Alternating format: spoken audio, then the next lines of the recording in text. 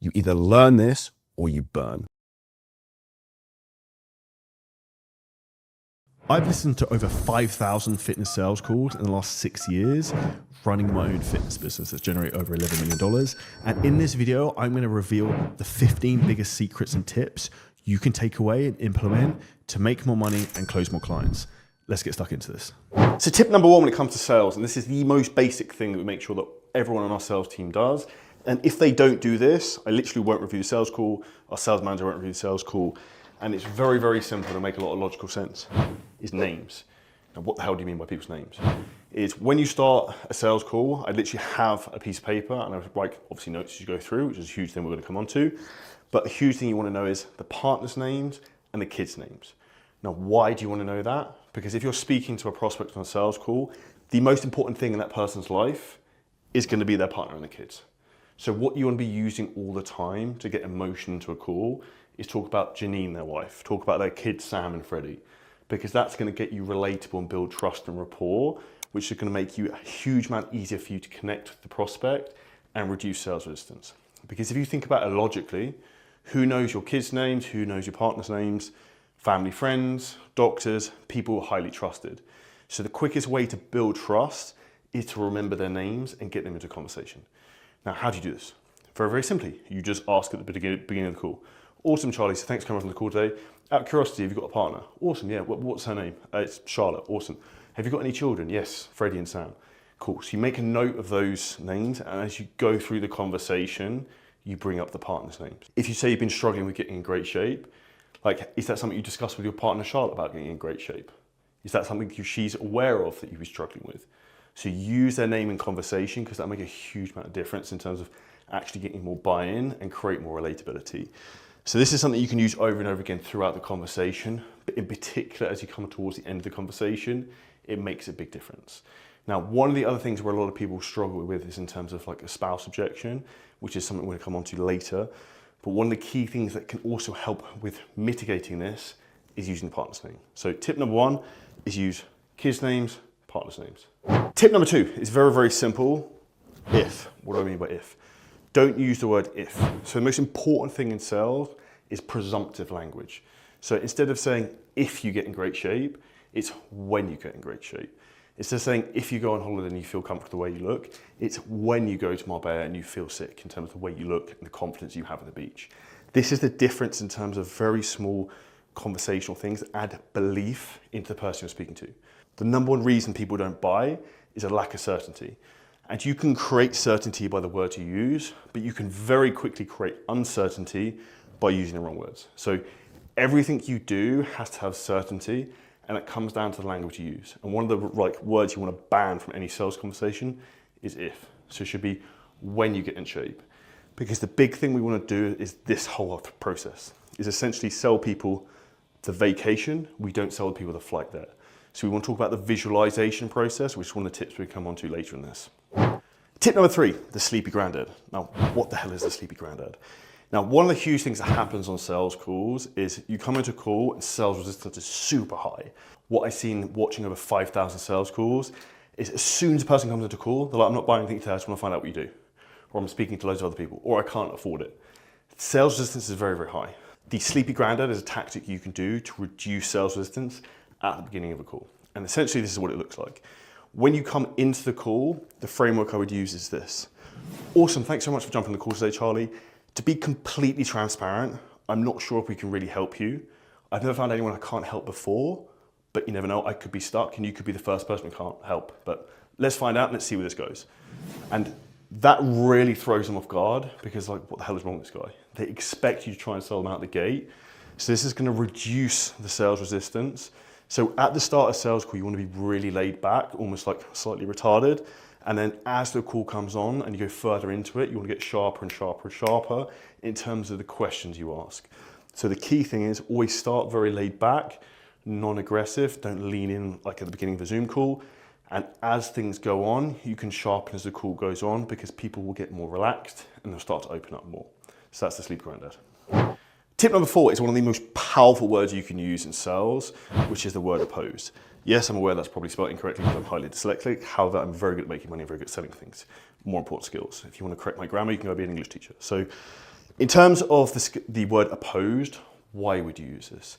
One of the most powerful scenarios you can use this is, would your wife be opposed to you getting in better shape? Because the reason you use the word opposed, it's directly against. And that's where you can suddenly get someone to trigger to think, holy shit, why would my wife be against me getting in better shape? Like, fuck her, I'm just gonna do this anyway.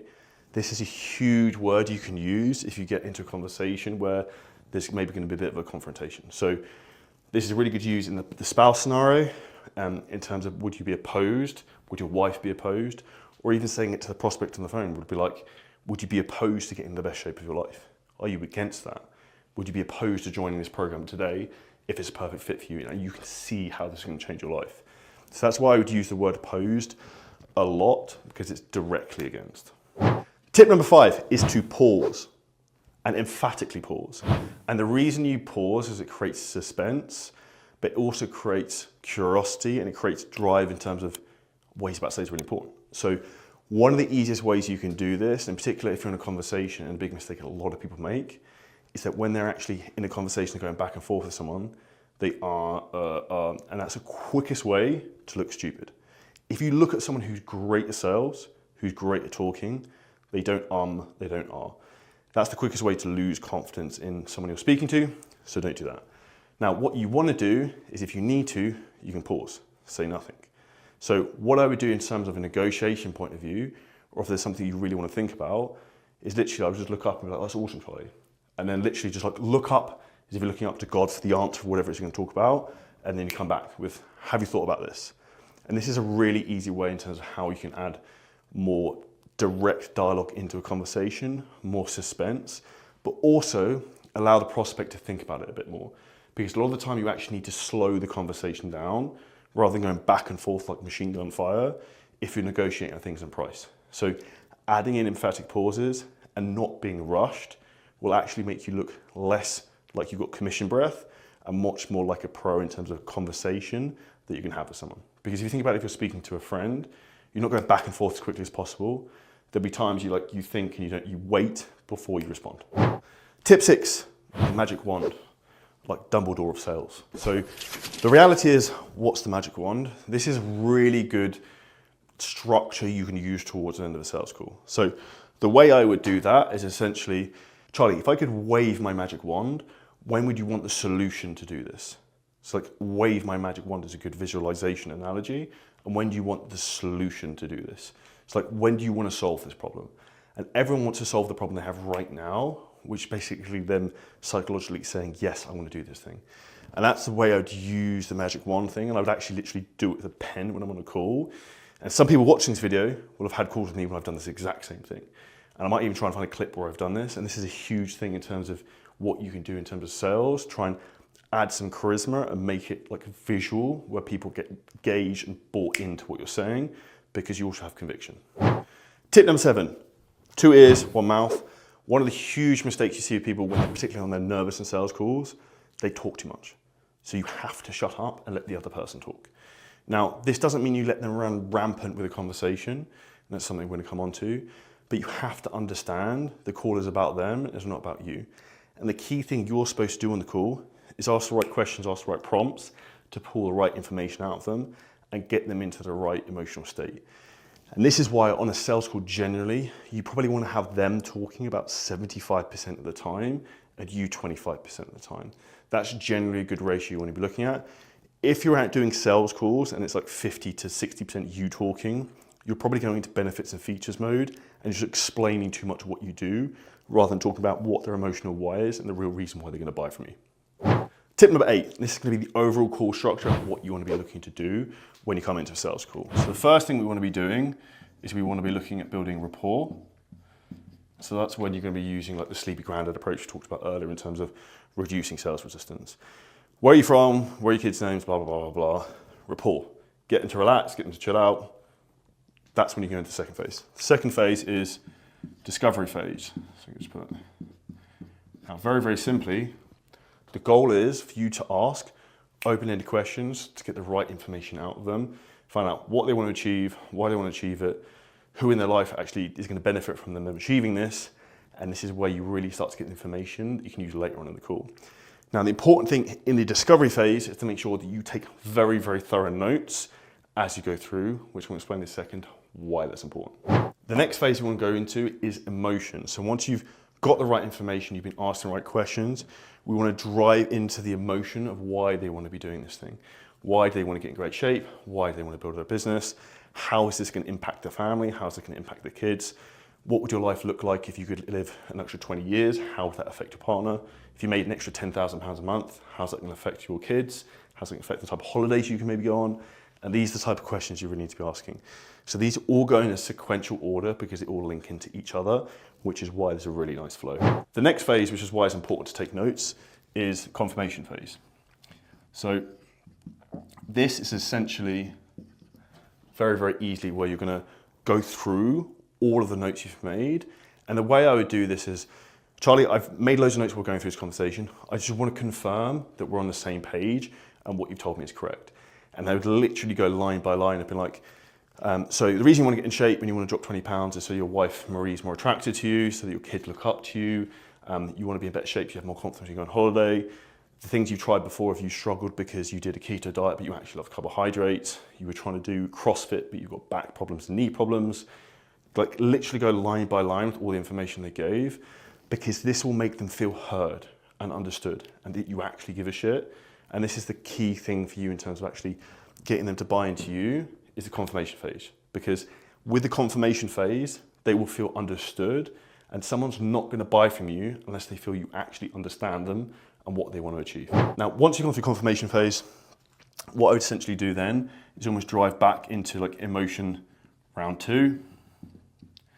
So you bring the emotion back up that you spoke about here after confirmation, and then essentially from there we go into the pitch, talk about what the program is, what the price is, what that basically looks like. And one of the huge mistakes so many people make on sales calls is they say the price is $3,000 for 6 months, and they just look at them like this blankly, doing nothing. And what you actually want to do is you want to invite them to start the program. So what you should do is be like, Charlie, it costs $3,000 to start the program. This is what it looks like when we begin. So once we've taken payment, we get you set up with our coach. You do an onboarding call with them. We get you to complete a Q&A. We get you set up into our app, into our private Facebook group, and we'll have all of this with you within 48 hours. And you can screen share and go through that with them, showing them that. And whilst you're showing them this, it gives them time to process the information about the price. Because if you're just blankly staring at them on Zoom back and forth, it's very confrontational. And the whole old school sales thing in terms of the first person who talks loses is the quickest way you raise sales resistance. And what we need to do is get people to actually know, like, and trust us, and actually create certainty in the conversation. And you create certainty in the conversation when you show them what's going to happen after they've bought. And lastly, you should be close. So hopefully we just get the money. And the most important thing you need to do on every sales call is to actually get the money. So always, always, always make sure you try and get the money on the call, because buyers are liars. The amount of times people will say, oh, I'll pay for it later on this afternoon, I'll pay for it tomorrow. This is a huge mistake so many people make, where they'd let the person off the call. Now, what you should do in this scenario is try and at least get a deposit off them, or something as a sign of commitment. And I would actually be very blunt with them at this point to say, like, transparently, Charlie, the amount of people who actually come to us and they want to get in shape, but then they bottle it and they don't actually sign up. And then if they don't sign up on this call, they never really come. You strike me as the type of person who's very decisive, and we only work with decisive people. So if you need to think about this and you're not sure about actually changing your life and getting in shape for your partner and your kids, like you said, Mary and Joe, whatever their name are, don't say whatever their name are, then this is a huge thing you need to do, is actually be decisive, because action takers are people who change their lives. The people who kick it down the can down the road for 10 years, like you have been for the last 10 years, are people who never see change. So I would really try and push people there and then, even just put down a token deposit and pay a balance later on, because there's a huge psychological thing when someone makes some type of transaction, even if it's a small amount, even if it's just $200, to actually buy something, like they're committed, they're in. And the way I would frame this for someone is like, what you want to focus on doing is like, this is the line in the sand. This is your opportunity to step over it and become the person you want to become. And what you've been doing for the last 10 years is you've been kicking the can down the road. So this is your opportunity now to actually make a decision. You're either in or you're out, but there's no second call. There's no thinking about it for 3 days. you let me know right now, because I have all the information you need, whether this is a fit for you. You should know if this is a fit for you because you're an adult. What is it? So like, be quite direct in that respect. Step number 9 is straight line selling. Now, this is actually a phenomenal book by Jordan Belfort, Wolf of Wall Street. Now, a huge mistake a lot of people make, which I referred to earlier on in this conversation, is that they let the prospect go all over the place in terms of conversation. Now, what will happen, in particular when you're in the emotion phase on a sales call, people will get very, very easily distracted and feel uncomfortable with what they're talking about, and they want to try and take the conversation somewhere else. Now, the huge thing you need to do is pull that person back in to what they need to be talking about and what the real pain point is and what the problem is. And a very easy way to do this is actually just to be very direct and be like, Charlie, that's awesome, like you playing golf for the weekend, but what we actually want to talk about now is how you've been trying to lose 20 pounds of fat for the last 6 months and you've struggled. Are we okay to go back to topic? Be very direct, almost authoritarian, to pull them back in, because you'll find people go all over the place in terms of conversations because they feel uncomfortable about what they're talking about. So Straight Line Selling System is a very good book by Jordan Belfort I recommend you read. But the key thing is you want to keep people on the straight line and keep them going towards, through the phases I showed earlier on, to eventually closing, because you go through discovery phase, you go through the emotion phase, you go through the recap of that, back into emotion, and then close them.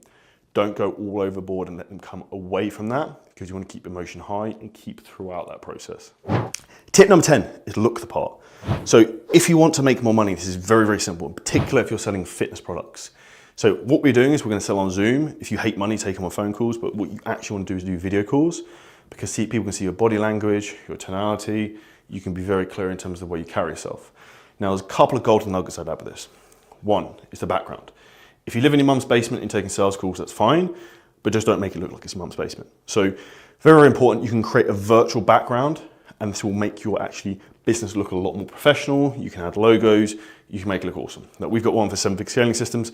People think I'm actually in an office. When I'm normally at home in Dubai, I will have that turned off and I'll have Dubai Marina behind me, loads of awards and stuff, because then it gives me authority, because I'm clearly not in my mum's basement at that point anymore. And the huge thing you want to do is actually give an initial impression when someone comes onto a call. So the first thing is actually visually how everything looks. Second thing is the way you're dressed.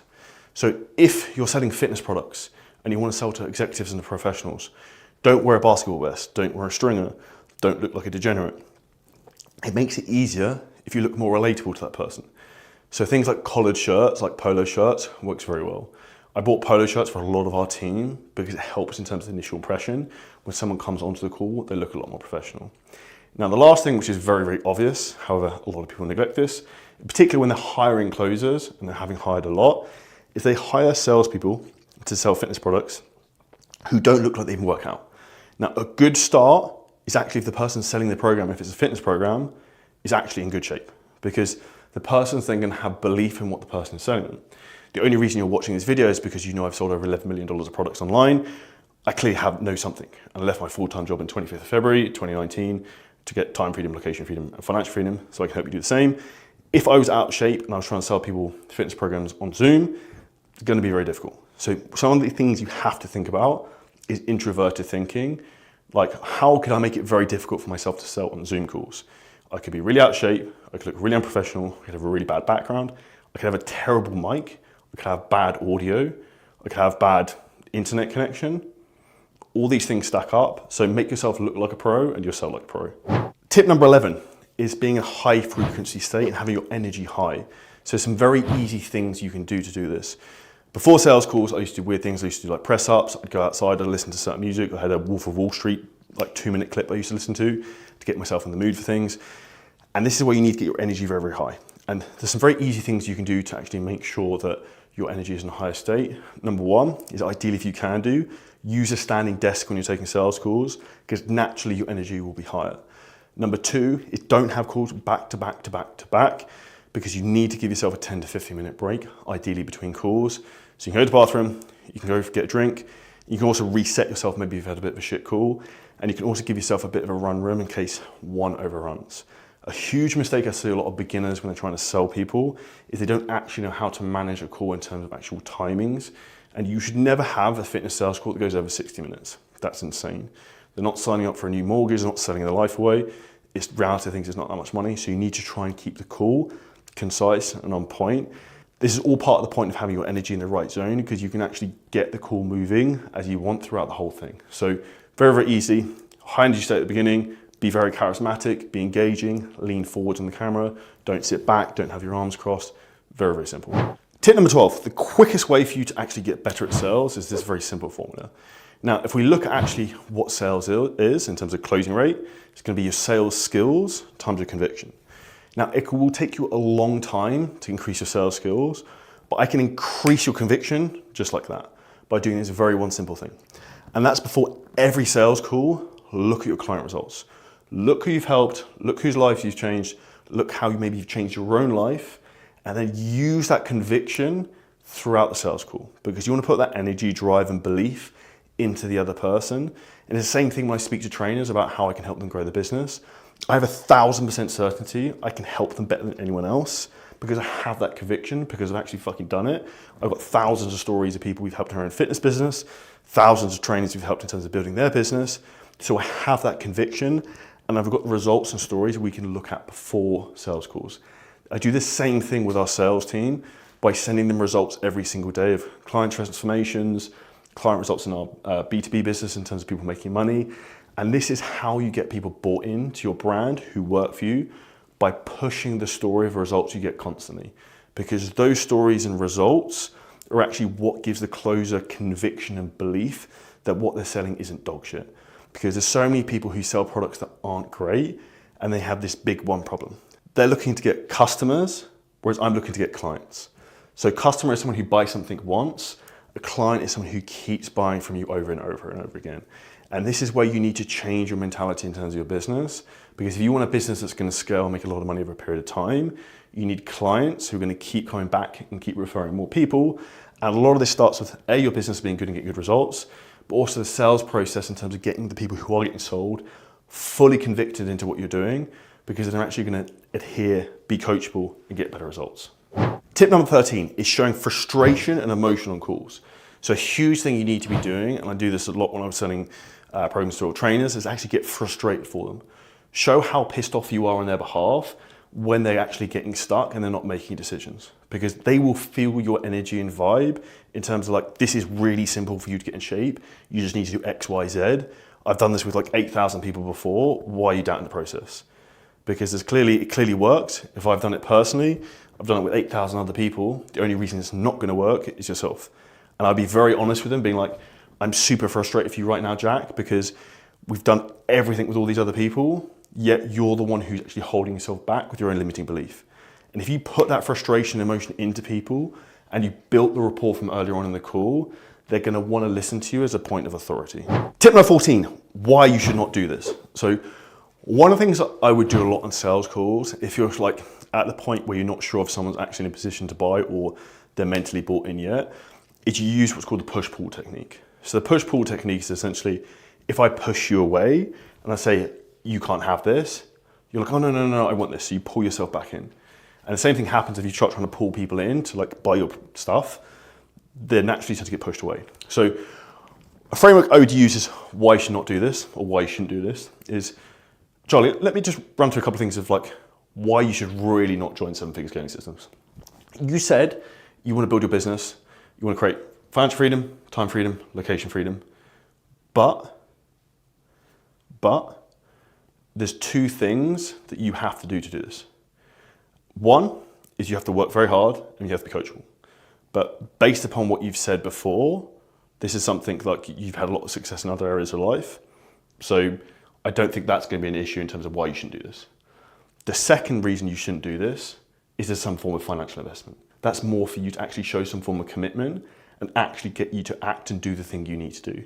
Because the reality is, all the information in the entire world is on the internet for free, but you need to pay someone for accountability, one-to-one support, and actually to make sure you do it. And throughout this call, you've told me why this is so important for you to do. And these are the only two reasons why you can't do it. So I believe that you can work really, really hard. You've told me that before, and you've told me previously you can really afford it. So if those are the only two reasons why you shouldn't do this, I can't really see a reason why you shouldn't join the program. And that's really why a framework I would push that back on them. It's like there's some form of financial investment, and also you're going to have to do some work, which without any work, you're not going to get anywhere in life. And that's a good framework for them to actually help in terms of decision-making process. But you really throw them, we're like, this is why you shouldn't do this and this isn't for you, by pushing them away. And a lot of the time, like, no, I'm happy to invest in myself. No, I'm happy to do the work. And they actually sell themselves into what you're selling them. Tip number 15, and I saved the best to last. Now, there's only 4 objections you're ever gonna get and 4 dragons you need to slay in any sales call. And we're gonna break these down now. So, number 1 can literally be a dragon. It's the spouse, the partner. It can be a difficult one. It's a bit of a beast, literally. The other one is gonna be time. The next objection you're gonna have is a very, very common one, which everyone likes to say this is the real issue. It's gonna be money, finances. And then the last one is gonna be self-belief. Now, how we combat these, the goal throughout the whole conversation, then we go through the phases like we explained earlier in terms of the framework, is you wanna try and knock these off as you go. So at the beginning of the call, you should be getting the spouse's name if they have one. Find out the partner's name, use that a lot in the conversation. And this is a really easy way to actually start to deal with this. And you will know as you go through it, if this is probably gonna be a problem. Now, what I would do at the start of the call, as we're making notes, I would write down spouse, time, money, self-belief. And I would literally like tick off as I've basically been through and almost eradicate each of these. Because when people say they need to think about it, it's gonna be about one of these things. So spouse, we try and work through that through the conversation. Would your wife be opposed to getting in better shape? If you ask this earlier on in the sales call, you can get rid of that very quickly and there's not a lot of friction. So we can knock that one off.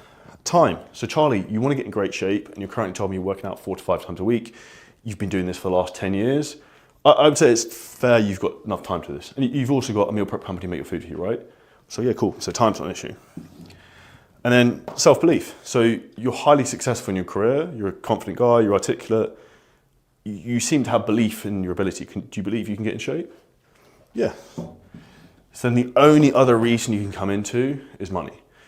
Now, what I would do to try and combat this without even asking about it directly is to try and relate to where else they've spent money in their life.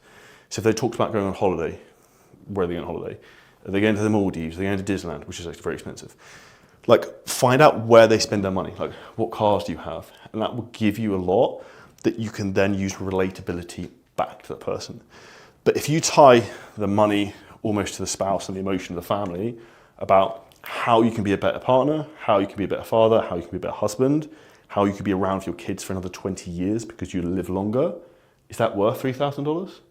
And the way you frame that, depending on the person you speak to, is the huge thing. That's understanding the emotional need of the person you're speaking to and where they're at in their life. So a couple of different examples that you're going to get.